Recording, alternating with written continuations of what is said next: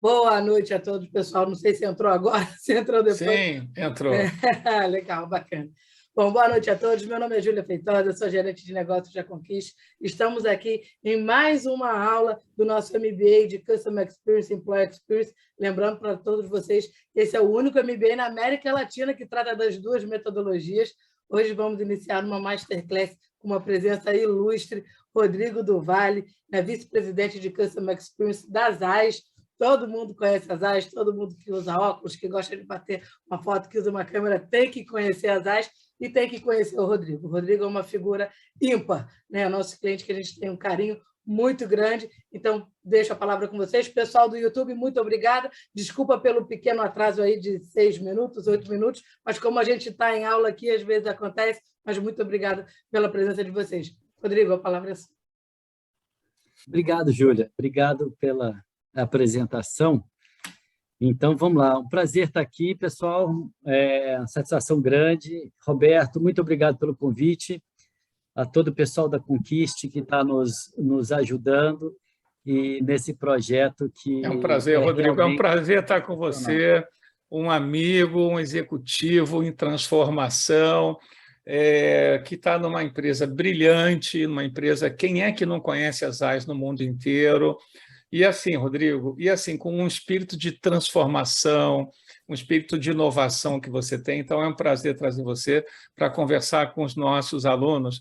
A conversa, o teu speech, né, você vai fazer, apresentando, fica completamente à vontade, é um papo, a turma é muito do bem, é muito interessada, e assim que você terminar o seu speech, Rodrigo, a gente vai abrir para os alunos para perguntas e respostas, tá? Para eles terem oportunidades de conversar, perguntar para você coisas interessantes que você possa dar essa informação. Se você não puder, você também fala, essa aqui não dá, que é muito estratégica. Mas acredito que você vai ser bem generoso, porque os alunos estão com a expectativa alta. Excelente. Então, vamos lá. Deixa eu colocar a apresentação aqui. Vamos lá. Eu tenho que fazer um curso no Zoom, porque eu trabalho só com... Share o screen, olha. Aí no share o screen... Verdinho aqui. Verdinho, aqui, verdinho, quase que me morde se fosse uma cobra. Então, está aqui, share, me dá um toque aí se foi. Tá, ainda não está em modo de apresentação, mas já está. Só botar no modo de apresentação. Tem um delay aí. No PowerPoint. Ele já clicou lá, que eu vi o cursorzinho dele clicando lá no Tem um delay. Vê se foi. Não, então eu vou deixar no modo apresentação. Não, você pode sair. Não, aqui, ó, já foi. Pode fazer novamente? E agora está bacana, hein? Agora está bacana. Ó, já tem até um comentário aqui no chat. As lentes dos óculos da Louis Vuitton são ZAIS. Muito chique. As lentes de onde? Da Louis Vuitton. Exatamente.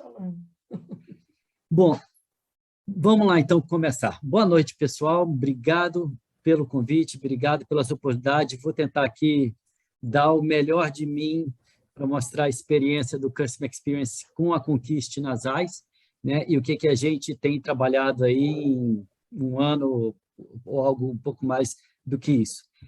Né? Então, inicialmente, só falando um pouco de mim, rapidamente, vamos ver se passou. Eu sou o CFO da empresa também, sou supply chain, sou tecnologia de digital transformation e agora eu sou CX também. Então, assim, a gente tem que dançar conforme a música e dentro do que o negócio demanda da gente. Como eu gosto de tecnologia, gosto de metodologias e gestão, então, esses projetos todos eu venho conduzindo nas AIS, de alguma forma participando, até ativamente desenvolvendo. Eu trabalhei em várias empresas, trabalhei como consultor também na Andersen, que foi o início da minha carreira, passei pela Tetra Pak, Medtronic e outras, e morei também fora, morei no Canadá, morei na Inglaterra, e também morei velejando aí num veleiro com a minha família, que também foi uma espécie de MBA para mim.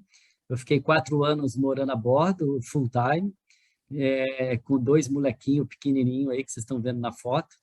Então, tudo isso faz parte da minha experiência, né? E então, eu venho trazendo tudo isso para as AIS agora, que eu estou, não precisa dizer que eu já sou um pouquinho rodado, então, para mim, nas AIS, trazer todo o meu conhecimento dessas empresas e de vida está sendo um prazer muito grande e a gente está conseguindo fazer muita coisa aqui com uma equipe maravilhosa também. Estou em Petrópolis, as AIS, a sede das AIS é em Petrópolis, então é mais um ponto positivo de poder sair da cidade grande como São Paulo e estar aqui trabalhando nas AIS de Petrópolis. Vamos lá. Vamos falar um pouco das AIS rapidamente. As AIS é um grupo, né, industrial com quatro grandes negócios, né, todos eles ligados à ciência da ótica de alguma forma, né? Então, a empresa que tem 175 anos, completou em novembro do ano passado, uma jovem empresa de 175 anos, então trabalha em quatro frentes, grandes frentes, né?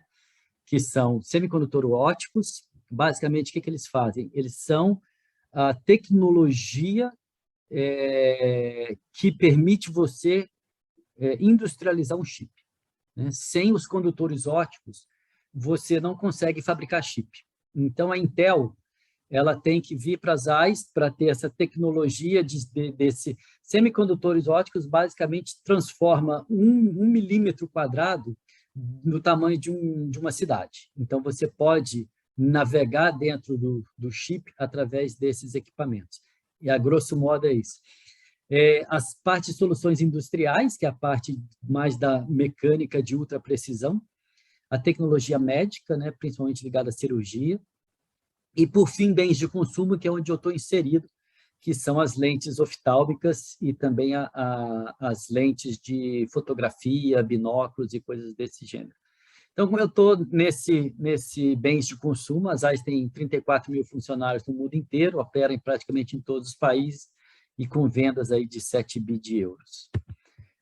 Bom, começando aqui agora falando do nosso business, nós estamos no varejo óptico, saúde visual. Então, mistura um pouco de varejo e também tem um lado de saúde, né? Então, assim, isso torna um business um pouco mais complexo pelo varejo e pela saúde. Quem são os stakeholders que nós temos? Quem são os nossos principais clientes, né? Nós temos, o primeiro, a foto dessa moça, que é o nosso consumidor, né? Quem é qualquer um de vocês. Esse é o consumidor que vai na ótica e compra o óculos com a lente e tudo mais, e também vai no médico. Então, o médico também é um outro stakeholder que nós também trabalhamos com ele. Nós precisamos de falar para o médico o que é o nosso produto, a tecnologia utilizada, o que ele pode fazer. Então, tem toda vamos dizer assim, uma venda técnica do lado da saúde. E, por fim, a ótica, né, que é quem faz a ponta lá da venda, que são os nossos clientes diretos, que aí é o lado do varejo. Então, é bom ter isso em mente, que a coisa não é muito linear, né? Eu vendo para A, que vende para B, que vende para C. Tem essa triangulação no meio do caminho. Qual o contexto do nosso negócio? O contexto do nosso negócio é o seguinte. Um slide que eu queria que vocês... Um dos poucos slides que eu acho que é importante é esse.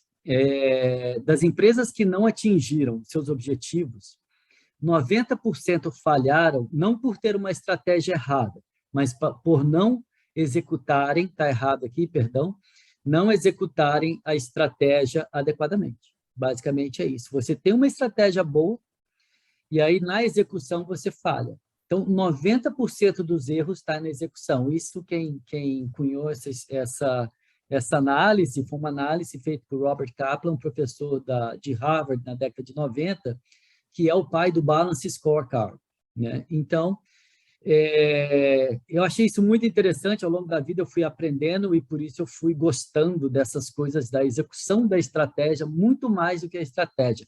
Até porque eu nunca vou estar, vamos dizer assim, na ponta da estratégia, por não ser, vamos dizer, de marketing especificamente, não que isso impeça, mas geralmente o drive vem da área de marketing comercial e depois o resto da organização junta. Então, por isso eu tenho muita vontade de desenvolver conceitos cada vez melhores para executar a estratégia. Então, A estratégia que você está vendo aqui do lado, que eu coloquei, eu vou mostrar no próximo slide com um pouco mais de detalhe. Isso aqui é o Balance Scorecard. Quem já viu o Balance Scorecard conhece, são 4 pilares. Aqui tem 5, porque eu separei cliente de consumidor, como você sabe. Eu tenho o cliente, que é a ótica, e tenho o consumidor, que é o usuário. Então, a estratégia a gente tem, e para execução, nós temos os OKRs, que é uma ferramenta dentro do mundo ágil, que para mim foi um grande turning point em termos de execução da estratégia. Bom, vamos lá. Da estratégia das AIs, isso aqui é um resumo, né? Do lado esquerdo, a gente tem alguns conceitos macro, né? Que é propósito, missão e a estratégia em si. A estratégia aqui, no caso, é levar o sucesso do cliente, né? Para que o cliente tenha sucesso através da experiência do consumidor. Então, a gente está cada vez mais entendendo de experiência do consumidor para levar para a ótica vender mais e ter mais sucesso. Nós não vamos, pelo menos por enquanto, as AIs não gostam de competir com os próprios clientes. Então, nós não vamos ter óticas próprias. As óticas, nós temos óticas flagship, que eu chamo, que são óticas franquias. Né? Então, são os próprios óticos, donos de óticas, que abrem uma loja Zeiss Vision Center, que é uma loja flagship. Depois, quem quiser saber mais, estou à disposição. Mas, basicamente, quando você olha para isso, você vê essa rodinha aí no meio, que vamos dizer assim, que é a nossa estrutura do nosso modelo, né? A gente sempre começa com a geração de demanda, o go-to-market e o supply chain, operações, da forma que você quiser chamar. E aqui, sim, começa o primeiro momento do Customer Experience, daquilo que o Roberto falou, né? Da onde que vem a demanda. A demanda nasceu desse item número 3, que na época era satisfação dos clientes. E aí, a gente, através de montar os OKRs para executar isso, a gente viu que a satisfação do cliente estava baseada em algumas coisas que, basicamente, era o seguinte, mas nasceu da estratégia, isso é um ponto positivo, entendeu? Então, ficou o link com o Customer Experience sai daqui, desse número 3. Então, como é que ele acontece? Eu vou explicar. A primeira coisa, quando a gente viu e falou que era satisfação do cliente, a gente estava focado em entregar o produto, entregar o pedido, né? Basicamente isso, tem que chegar na ótica no tempo correto e com qualidade. Então, quando a gente começou a debater isso, no universo dos OKRs, veio o primeiro desconforto. Falei, gente, não dá para ser assim, né? Hoje em dia, as empresas estão indo além, né, dentro dessa jornada do cliente. E aí começou o quê? Um primeiro workshop com o Management Team, foi onde eu convidei a Conquiste e falei, Roberto, vem aqui, explica para a diretoria da empresa o que é a jornada do cliente. Como fazer a gestão da jornada do cliente e como isso afeta na experiência do cliente no dia a dia de lidar com as AIs, né? Então, esse workshop foi muito bom, porque a gente estava totalmente focado na entrega do pedido e completamente desfocado na jornada como um todo. E dali saiu as dores. Elas já existiam, elas sempre existiram, mas ali a gente começou a moldar.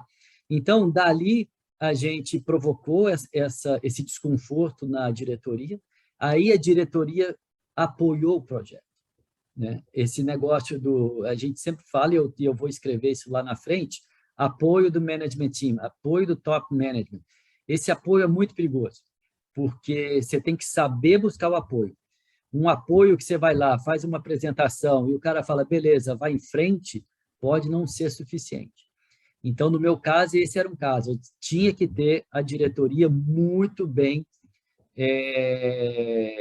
com conhecimento de causa para apoiar o projeto de fato, e não simplesmente um joinha. Então, começou com isso, passamos por um processo, né, de diagnóstico para levantar as primeiras dores, os primeiros impactos, e cada fase dessa que foi acontecendo gerou impacto cada vez maior na diretoria e, por consequente, a gente começou a montar o time e a definir prioridades aonde começar. A gente viu que um projeto de Customer Experience ele é muito grande, né? Então não dá para a gente simplesmente querer fazer tudo ao mesmo tempo. Então, a gente começou a selecionar processos, áreas, impactos que a gente achava que podem produzir, né, resultados mais rápidos. E assim foi, com criação dos squads, do trabalho a 4 mãos, começamos a trazer os clientes para conversar com a gente, consumidores, e esse foi o processo que, vamos dizer, correu nesse último ano um pouco mais. Hoje a gente já está na implantação de muitas melhorias que saíram desses squads, e então a gente já está, vamos dizer assim, ainda desenhando alguns processos novos, mas já implementando alguns processos, então já dá um pouco de aprendizado. Bom, quais foram essas dores que eu falei quando a gente olhou a estratégia e viu que a gente não tinha foco no cliente, né, que eu chamo de foco míope no cliente. Como eu falei, voltado muito a produto e a gestão do produto e do pedido. Aquela coisa departamental, verticalizada. Quem cuida disso é o Customer Service. Mas, na verdade, não é. O cliente interage com várias áreas da empresa. Nós tínhamos processos muito burocráticos. Por incrível que pareça, você vai falar, poxa, mas a ZAIS era. E isso não é exclusividade nossa, muitas empresas passam por isso. A ZAIS demorou a investir nesses processos, principalmente na transformação digital. Então, isso estava pegando muito pesado. A reclamação, ela existia, mas a gente sempre conseguia, de alguma forma, contornar. Mas a gente viu que, com tudo isso, crescer, vamos dizer assim, com essas dores não era possível. E a gente estava numa estagnação de vendas relativamente, como é que fala, bem fixa, principalmente em termos de volume. Então, a gente falou, olha, se a gente quer crescer, podemos ter estratégia, podemos ter o melhor produto, podemos ter o melhor time, podemos ter um monte de coisas, mas sem uma gestão baseada no CX, esquece. Então, aí sim a gente deu o primeiro passo no sentido de começar o projeto. Aqui eu tenho um filminho, Roberto, rapidamente, não sei se a gente passa ou não, ou deixa para o final se quiser. Tá se você compartilhou com som, vai aparecer lá, porque tem uma casa que você tem que marcar lá, compartilhar com som. E vamos agora? Ver. Eu acho que sim. Vamos testar? Clica lá. Bora lá. Não veio o som, não, mas está bonito. Veio o som, sim, um somzinho de água. Veio? Então veio. Veio.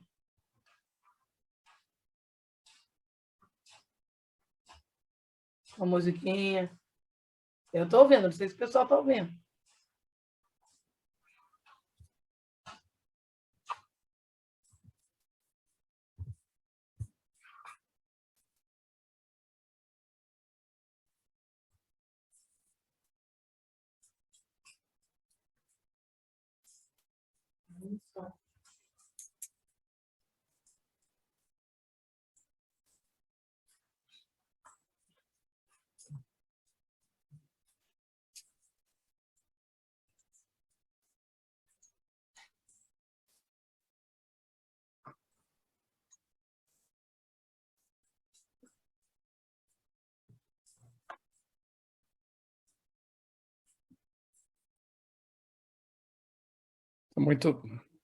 Ficou muito baixinho. O pessoal falou que ficou muito baixinho o som.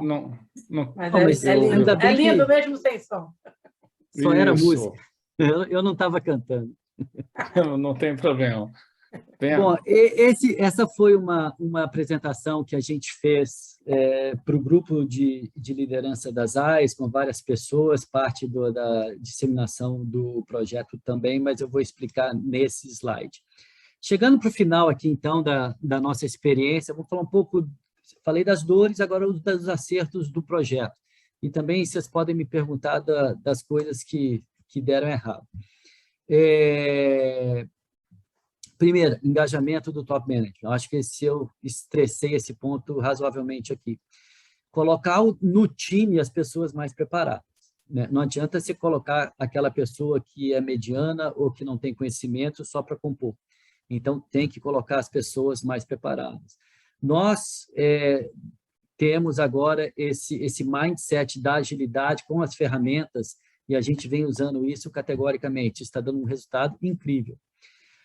A metodologia Conquist, obviamente, estou fazendo aqui a propaganda, mas o fato é, eles nos ajudaram e a metodologia foi muito bem absorvida, né? Isso aqui é importante, porque às vezes você tem uma metodologia complexa, isso também atrapalha o projeto. E aqui não, o projeto andou bem, nós praticamente não tivemos atraso nenhum, tirando um problema técnico ou outro, de resto, todos os workshops, as discussões, as ideações, tudo isso aconteceu dentro do cronograma.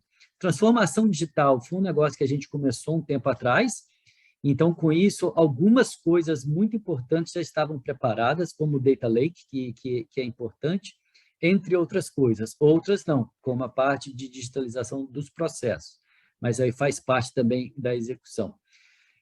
A gente começou rápido, a gente não escolheu, né, todos os processos da empresa, nós selecionamos basicamente 4 processos que a gente achava mais importante e com uma certa facilidade de execução.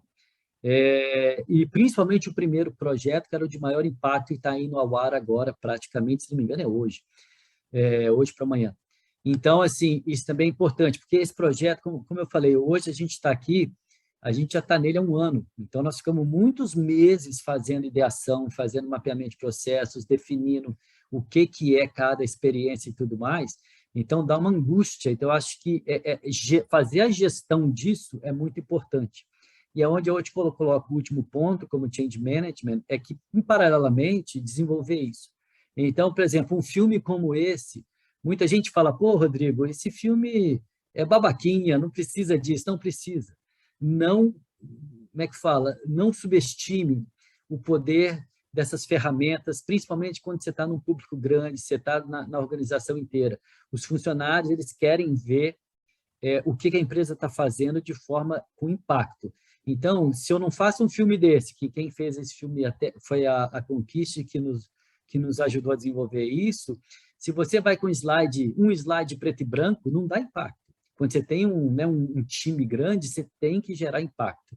Então, para a cultura pegar, para as pessoas começarem a dar valor ao seu projeto, você tem que vender ele caro, no sentido de mostrar a importância dele. Eu acho que é essas coisas que fazem. A gente está cada vez mais desenvolvendo isso, a gente vai começar a ter agora o que a gente chama de CX Day, está programado para ou final de agosto ou princípio de setembro, que aí é um trabalho que simplesmente vai ser um dia inteiro, a empresa inteira, vamos dizer assim, vai parar para falar de CX. Parar no bom sentido, porque a operação continua, né? Mas nós vamos criar uma série de atividades que a gente está conversando com a Conquist e para justamente criar um impacto e assim por diante. Então, Change Management foi um negócio também que a gente viu que é um acerto, mas a gente demorou. E, por fim, eu acho que essa experiência nossa, eu termino aqui, Roberto, não tomar muito tempo, a gente está, como eu falei, na execução, no meio da execução, né? E é um projeto longo, é um projeto que eu acho que assim, não tem muito fim, talvez ele vai tendo altos e baixos à medida que você vai implantando e a dificuldade dos processos, eu acho que essa intensidade flutua, mas ainda estamos nessa estrada e a estrada é longa, mas vamos chegar lá com a ajuda da Conquist, com certeza. É isso. Aqui está meu LinkedIn, eu acho que é esse o QR Code, senão o Felipe vai ter que consertar. Fiquem à vontade de pegar os meus contatos, e-mail, e deixo aberto aqui agora para as perguntas e comentários. Muito bom, Rodrigo. Obrigado. Eu vou fazer essa condução, tá? Para as perguntas. Então, Hugo, a transmissão já pode ser interrompida, porque agora é uma sessão mais privada com os nossos alunos, tá bom? Vamos em frente aqui, então. Eu vou só tirar a apresentação, Rodrigo, deixar agora Tá ok. sem apresentação. A gente agora... Já tirou. Isso aí. Vou botar aqui no Gallery View, que a gente vê todo mundo junto. Meus alunos, vamos lá. Rodrigo, em primeiro lugar, parabéns pelo caso de sucesso que você está tendo, pelas conquistas que você está tendo, pela bravura da implantação, né? Os diretores, eles são guerreiros, porque iniciar um projeto de transformação não é fácil, não é nada fácil. E eu queria abrir para os alunos, já que a disciplina que eles estão cursando hoje, a aula de hoje, é sobre um projeto de CX, da ideação à implantação, a gente quer saber que perguntas você tem, meu aluno, sobre o projeto, alguma etapa, alguma questão que você queira. O Renan já fez. Eu vou abrir o microfone, então, para o Renan. Renan, está aberto para você. Abre seu microfone aí, pode perguntar. Primeiro, agradecer ao Rodrigo, né, pelo tempo aí, trazer essa história para a gente, que inspira muito. Eu queria saber um pouco mais, Rodrigo, sobre os impactos culturais, porque uma implantação dessa, né, você falou sobre a questão da transformação digital, que eu acho que é fantástico, isso aí está claro, e eu queria saber um pouco dos impactos na cultura da empresa, né, porque você traz essa visão nova, essa nova forma de fazer, métodos ágeis e tudo mais, e acaba tendo um impacto grande. Como é que isso foi feito lá? A ZAIS, ela ficou muito... a ZAIS é uma empresa de 175 anos, no Brasil já está há 80. Essa operação tem 40 aqui. Então, como nós estamos em Petrópolis, a gente tem um grupo de colaboradores que estão há muito tempo na empresa. Então, quando a gente chegou com uma série de mudanças dos últimos 4 anos para cá, com o novo CEO, teve esse impacto. No CX, eu acho que o impacto ele aconteceu em vários níveis, né? O primeiro impacto cultural foi na diretoria, principalmente a diretoria comercial, a de marketing, já estavam há mais tempo, então eles acreditavam num modelo que vinha dando sucesso.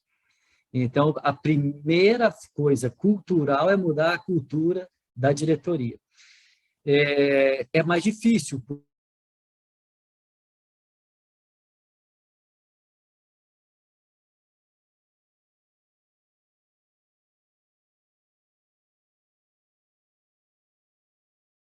Interrompeu o áudio para...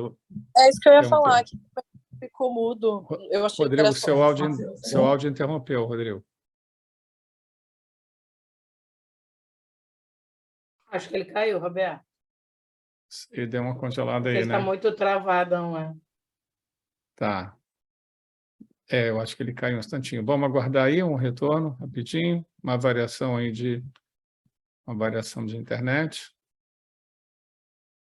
Enquanto isso, deixa eu fazer algum malabarismo aqui, né, para os alunos, né? Tchan, tchan, tchan, tchan. Não, eu estou preparando, a gente vai trabalhar... Olha, espero que você tenha anotado, hein? Anotaram as informações, porque a gente vai fazer agora... Vamos fazer o estudo de caso, né? Nós vamos identificar, e aí, como é que é o projeto, por onde começa? Opa, está entrando ali. Não vou precisar jogar malabares ainda. Vamos embora. Opa, deixa eu ver se ele entrou. Liberei aqui a entrada. Hugo, você está também... Rodrigo, você caiu, mas não se machucou não, né? Desculpa, faz parte desse mundo móvel que nós estamos hoje. A internet, às vezes, aqui flutua bastante. Mas eu estava dizendo, então, o seguinte, na diretoria, esse trabalho cultural ele é mais complexo, porque o debate é mais intenso. Mas depois vem o CEO, né? Como eu falei, o Roberto foi lá, ele fez uma dinâmica com todos nós, debatemos absurdamente, mas no final o CEO ele tem que chegar e falar, olha, valeu. Apanhei bastante. Exatamente, entendo o ponto de cada um. Perguntamos a opinião de um terceiro, que era o Roberto, ninguém conhecia o Roberto, nem eu. E aí o CEO vem e ele tem que ser firme e falar, olha, esse é o caminho. Customer Experience, gestão da jornada do cliente, vai por aí fora. Então, em resumo, é isso. Se o CEO deixa muito democrático no momento de debate, principalmente que exige uma mudança cultural, não existe mudança cultural só com florzinha, não. Beleza? Boa. E para baixo Obrigado. foi mais fácil, porque para baixo, quando a gente começou os workshops, as pessoas não estavam acostumadas a fazer esse tipo de trabalho. Então, quando a gente trouxe o workshop, trouxe coisas como ideação, cocriação, design thinking, todo mundo ficou assim muito empolgado em querer participar. Então, foi ao contrário, a gente tinha fila. Eu falava para o líder do projeto, eu falei, gente, o workshop com mais de 20 pessoas, pelo amor de Deus, não faz não, porque é, é, é muita gente. Só que todo mundo quer participar. Esse aqui quer participar. Olha o tamanho dele. Enorme participação, enorme participação. Então, assim, esse é o embaixo... dog alemão, esse é o dog embaixo, alemão, né? Esse é o meu bebê. É Embaixo é mais legal, né? Mas é mais intenso no sentido de muita gente. Então, você tem que ir fazendo essa divulgação, esse movimento cultural vamos dizer, de engajar todo mundo pouco a pouco, né? Então, no início, você engaja com os squads diretamente, e aí depois você vai abrindo aos poucos. Agora a gente quer fazer esse CX Day, que é para levar até o povo da cantina, da portaria, todo mundo. Bom, obrigado pela resposta, Rodrigo. Deixa eu ver. Quem quiser fazer uma pergunta, pode já aqui levantar a mão, né? Lá naquela mãozinha. Camila. Lá tem uma pergunta, Roberto. Por favor. Pode abrir o microfone. Camila, está contigo. Camila Capone. Olá, boa noite. Lá do Sul, aluna nossa, já no segundo, terceiro curso, sei lá. Daqui a pouco ela quer a fatia da sociedade, a gente tem que conversar. Camila, conta aí. Boa noite, Rodrigo. Muito obrigada pela sua apresentação. Vi algumas dores ali, me identifiquei, e muito bacana também os resultados que você trouxe. A minha pergunta é com relação a quais os indicadores que nortearam a rota da empresa, né? A rota do CX, que, ok, está nesse caminho, quais os principais indicadores que nortearam, como que era esse acompanhamento, e quais serão os próximos passos agora para frente? Já com algo mais estruturado, né? E falando especificamente de indicadores, a gente usa os key results dos OKRs, né? Na época, esses indicadores que faziam parte dos resultados que a gente queria alcançar eram basicamente OTD, que é prazo de entrega, e qualidade, né? Erro zero, essas coisas. E aí foram esses indicadores que a gente falou, pera lá, isso aqui é o mínimo que uma padaria faz hoje. Então, se a gente é ZAS, a gente quer crescer, aí veio a questão de trazer o Roberto a Cook e de falar quais são os indicadores. Então, o Roberto, ele nos mostrou novos indicadores, por exemplo, o grau de esforço que o cliente tem em fazer negócio com a gente, né? Então, esse indicador, a gente está colocando ele agora para funcionar, né? O NPS, ele, por exemplo, que é um indicador também que a gente já usava, mas usava mal. Por exemplo, todo o feedback do NPS não ia até a diretoria. Então, assim, NPS tem que ir até a diretoria. Você pode filtrar ele, você pode clusterizar e priorizar, você não precisa de mandar as 1.500 perguntas, algum formato do NPS tem que ir para a diretoria. Então, isso também a gente está fazendo agora, né? Então, esses são os novos indicadores dentro da jornada, né? E como a gente desenhou a jornada, a gente agora está... Aliás, essa parte de indicadores é o que nós estamos fazendo agora. A gente começou com alguns processos de onboarding, de entrada do cliente, que era mais gritante. Os indicadores a gente está fazendo agora, o primeiro test drive eu acho que está rodando há 30 dias ou algo assim, e é o CESAT, o CES e o NPS, e agora a gente vai ver aonde mais precisa ter indicadores dentro da jornada. Mas, por enquanto, são esses. Como eu te falei, vamos começar com esses 3, além do OTD, né? Além da qualidade, que já está rodando, e aí, pouco a pouco, a gente vai expandindo em função do que a gente está gerindo dentro da jornada. Para frente é isso, para frente ter esses indicadores estabilizados e, principalmente, com plano de ação em cima deles, e, dependendo da relevância, isso vira um OKR, né? Se a gente tem um indicador que sei lá, de 0 a 5 é 2, e é um indicador, por exemplo, esse do grau de esforço do cliente, isso passa a ser um OKR que vai ser gerenciado junto com a diretoria. Vai ter um líder, vai ter um squad para puxar isso, aí vai ser ponto focal e entra na nossa rotina de check-in com a diretoria mensalmente. Então, é assim que a gente promove. Do projeto, não. O projeto é enorme, ele está evoluindo dentro da metodologia. Mas, em termos de indicadores, é isso. Beleza? Boa, Rodrigo. Obrigado. Rodrigo, eu vou abrir agora a Ana e depois a Heloísa, tá? Heloísa, a Ana levantou um pouquinho mais cedo, vou dar... Mas você já fica aí, já estou de olho em você também. A Ana tem uma pergunta, Rodrigo. Olá, Rodrigo. Boa noite. Muito Ei, obrigada Ana. pela sua palestra. A minha pergunta está mais relacionada com a parte de transformação digital e gestão ágil. Eu queria saber se a parte de gestão ágil, de transformação digital, foi consequência da implantação do projeto CX ou algo que já estava sendo demandado antes?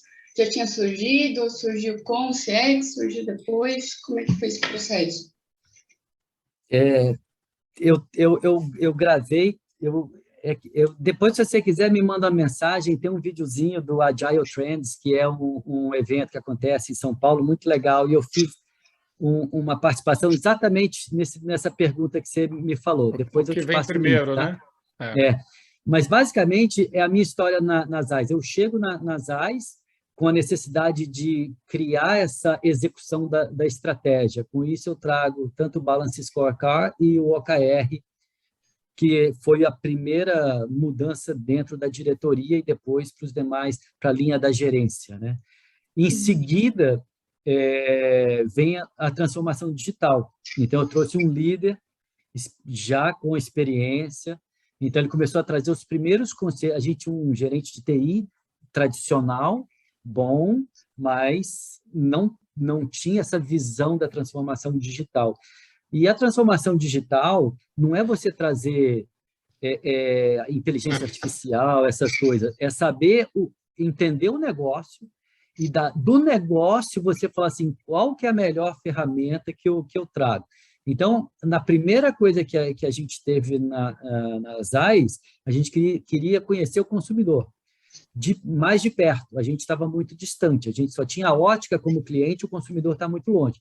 Para você começar a entender o consumidor e dentro da jornada do consumidor, a gente precisa de dados. E se você quer trabalhar dados, aí vem conceitos da transformação digital, como a Analytics, né, Big Data, etc., você tem que ter uma plataforma que chama Data Lake.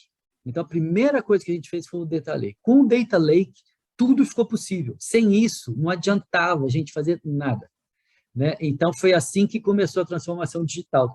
Então, depois disso, eu passei para o CX. Aí, sim, já tinha várias coisas que nos permitiram avançar até mais rápido na execução. Mas a transformação digital, ela veio primeiro. Ela poderia vir junto, não faz a menor diferença, mas foi uma questão de prioridade dentro daquela estratégia que eu mostrei para vocês. Ali estava mais gritante. E até outra coisa que eu te falo é o seguinte, talvez seja até melhor o CX vir depois, porque com tanta mudança ao longo desses 2, 3 anos, as pessoas começaram a entender melhor que a mudança é inevitável, que a gente precisava de mudar esse mindset, né? Então, a agilidade foi o grande ponto, né, de testar rápido, pivotar rápido, errar rápido. Então, quando o CX veio, a organização, acho que ela já tinha um pouco mais de maturidade, então lutou menos contra. Que legal, muito obrigada. Nada. Boa. Obrigado, Rodrigo, pela resposta. Heloísa Toledo, está contigo, microfone aberto. Obrigada, Rodrigo, por toda a sua explicação, apresentação. Na verdade, eu tenho 2 perguntas. Como que está a baixada de informação para todos dos sucessos que vocês estão conseguindo, dos resultados de OKR, né? Porque todos fizeram parte dessa transformação, então como chega para todo mundo o que eles estão conseguindo, como eles estão fazendo, onde tem que melhorar? Essa é a minha primeira pergunta. E a segunda que eu achei muito interessante também, acho que tem a ver um pouco também com a sua experiência pessoal, né, de ter vivido embarcada aí 4 anos, que competências que você acha que adquiriu nessa super aventura que te ajudam nesse mundo corporativo aí no CX? Obrigada. Roberto, vou precisar de outra hora, outro dia, só para essa pergunta. Hein? Não, você tocou, Heloísa, você não está entendendo, você tocou num ponto, você falou a palavra embarcado, né? Os anos que ele viveu embarcado, a gente já conversou muito sobre isso, é uma aula, é um aprendizado. Rodrigo, pergunta Eu achei número sensacional. Vamos lá. Fiquei super curiosa. Pergunta número 1, deixa eu ver se eu entendi, né? Das pessoas terem... essa informação, esse feedback, o feedback do projeto, etc. Como eu falei, a gente foi trabalhando por camadas, né? Então, assim, a primeira coisa foi a diretoria, dentro de um OKR estratégico, então foi debatido muito lá, beleza. Agora, quando passa para o nível de liderança, nós temos um grupo que a gente chama de G40, são os 40 líderes da empresa, né? Então, os OKRs são todos trabalhados com esses líderes, e eles passam a informação para as equipes. Então, a gente começou o conceito de squad. Na verdade, a gente nem usava squad para não amedrontar, para não achar que, né? E por tão tradicional que a gente era. Hoje o pessoal já fala de forma, como é que fala, espontânea. Então, o que aconteceu? Essas reuniões, elas passaram a ser diárias durante a pandemia, em vários temas, com a diretoria. Então, cada líder desse G40 vinha um dia ou outro na diretoria e explicava, e isso depois a gente também fazia as reuniões trimestrais com o grupo G40, né, que é uma reunião mais intensa, e aí dessas reuniões, o tópico CX ele era sempre presente, porque a gente tem 16 OKRs táticos, e o CX é um deles, só que eu sempre trabalho com o CEO, onde desses 16, 5 são o top 5, né? E o CX hoje é o número 1, para você ter ideia. Hoje o CX hoje é o maior projeto da empresa, na minha opinião, mais importante, não por eu estar nele, mas por tudo que ele demanda, por tudo que ele causa em termos de transformação organizacional e, obviamente, para o cliente, e a complexidade, né? Então, esse é o projeto número 1, e uma coisa que eu venho falando com o Roberto, eu entrei nesse negócio para que o cliente tenha a melhor experiência. Para que, sabe, você vá numa ótica, o cara fala, não, vocês são demais. E, por consequência, vem o resultado financeiro. Então, assim, não adianta eu fazer CX para aumentar as vendas 10%. Isso não existe. Você tem que gerar valor para o cliente. Gerar valor é melhorar a experiência dele. Tem duas formas de gerar valor na empresa. Uma é melhorando a experiência do cliente, do consumidor. A outra é melhorando a sua eficiência operacional. Só tem essas duas. Todo o resto, eu não sei o que é. Então, lá nas AIS, quando fala, porque esse projeto gera valor. Fala, pera lá, gera valor aonde? Porque gerar valor, essa frase lá está proibida lá nas AIS, falar que projeto gera valor. O projeto não gera valor, quero saber aonde que gera valor. Ou é para o cliente, na experiência dele, ou é eficiência em custo, em coisas melhores que você faz, que obviamente vai reverter para o cliente. Então, é nesse sentido que a gente vem disseminando e o pessoal vem com bastante sede, aceitando e está cada vez mais forte. Beleza. Vem com força total, né, Rodrigo? Obrigada. Muito bom. Eu vou... Rodrigo, não sei como é que está o seu horário, você poderia responder mais uma pergunta, você acha que dá? Desculpa, eu não respondi a Heloísa sobre o barco. O que precisa? A segunda. Precisa de ter 20 milhões de dólares na conta bancária. Sem isso, esquece. Heloísa, precisa de tudo, menos de dinheiro. A única coisa que você não precisa é de dinheiro, porque você navega a vela, né? Você basicamente gasta com o supermercado. Todo o resto que você tem na sua casa, você não tem, o gasto que você tem. Então, eu te falo assim, você vive num barco muito bem com R$1.000 por mês. Você e sua família. O que você acha, e o que você aprendeu lá, tipo, que te fala, nossa, nesse meu mundo corporativo eu aprendi? A primeira coisa que eu aprendi é que não existe zona de conforto. Boa. Me fizeram uma pergunta quando eu voltei, falaram, Rodrigo, como você se sente quando você está fora da zona de conforto? Eu falei, eu não tenho mais zona de conforto.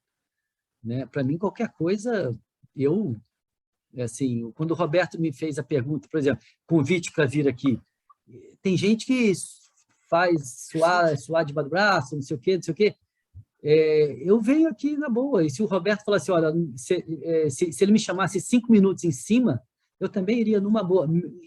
Rodrigo, quem sabe faz ao vivo, né? Não, mas não, assim, o quem sabe faz ao vivo, sim, mas assim, a partir do momento que você não fica com medo excessivo, porque o medo é o maior problema.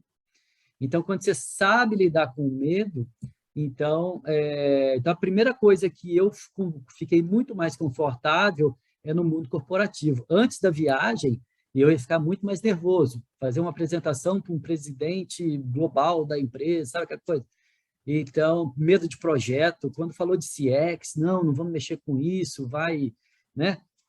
Isso é muito complicado, vai gastar muito dinheiro, pode dar errado. Eu falei, gente, vamos lá, ou então para de me mandar PDF com artiguinho da Harvard Business Review, que eu não aguento mais também, não. Entendeu? Ou a gente vai fazer o que a Unilever faz, o que a Procter & Gamble faz, escreve na Harvard Business Review, ou então, pelo amor de Deus, não me mande. E também não me mande fotinha do Nubank, que a menininha do atendimento mandou uma cervejinha para o cara. Pô, ou você faz isso aqui nas AIS, ou também não me manda o post do Instagram do Nubank, entendeu? Então, assim, eu acho que essa coisa de ser mais desafiador e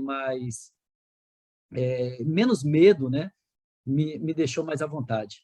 Sensacional. Obrigada, muito obrigada. Valeu. Rodrigo, você tem tempo para responder a pergunta da Adriele Freitas? Eu tenho pode ser a final? todo o tempo do mundo. Ipa, que legal. Adriele, está contigo e depois a gente vai para o intervalo, tá bom? Tudo Adriele, bem. está contigo aí. Aproveita bem aí essa conversa com Capricha, Adriele.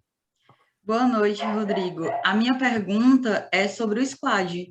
Como que foi esse desafio, né, de implementar Squad numa empresa que tem um padrão, né, mais assim, organizacional, né, uma organização mais dentro de um padrão, porque isso é um desafio entre as gestões, e como que vocês definiram essa ordem de prioridade? Porque o Squad, ele pode vir de diversos lugares, né? Então, onde era a maior dor, como que vocês conseguiram definir isso? Bom, vamos começar pelo final, né? Você perguntou priorização. E isso foi um trabalho a 4 mãos para a Conquista, né? E com o diagnóstico deles e com a análise, fizeram uma análise, assim, levantaram 150 pontos, né? E daí a gente foi passando em vários filtros, desde a diretoria até os líderes do G40, onde a gente foi tabulando até chegar, vamos dizer assim, em 4 grandes temas que a gente ia atacar. Então, esse foi um processo. Foi um trabalho minucioso que a Conquist fez. Se você falar assim, mas você não sabia disso? Sabia. Só que eles me deram estruturado, né? Eu sei do dia a dia, da bagunça toda. Então, isso foi muito importante, organizar isso. E os squads, assim, no início, a gente nem, como eu falei, a gente nem usava a palavra squad, a gente usava time.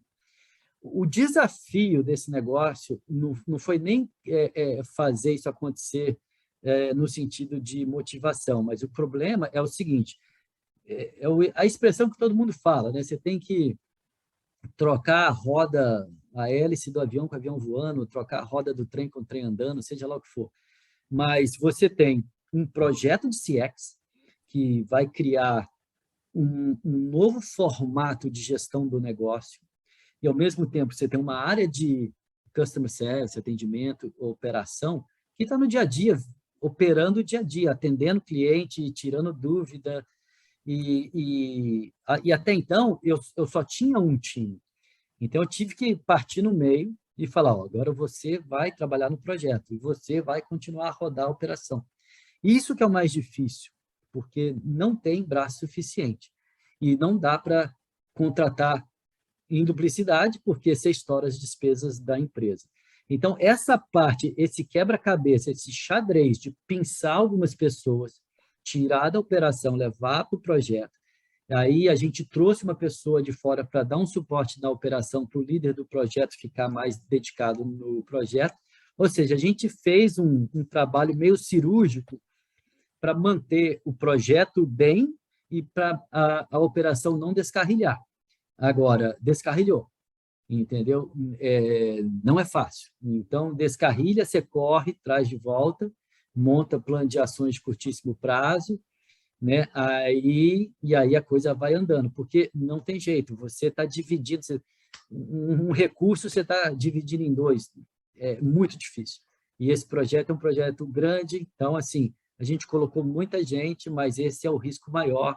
Então, você ter um bom líder é importante, você tem o apoio da consultoria. Eu não falo isso puxando o saco do Roberto não, tá, pessoal? Porque amanhã vocês vão estar em posição de contratar uma consultoria em CX. E amanhã vai ter a Conquiste, vai ter mais 10 outras. E provavelmente a sua empresa, num processo de bidding, vai contratar a empresa B. E você vai ter que executar do mesmo jeito.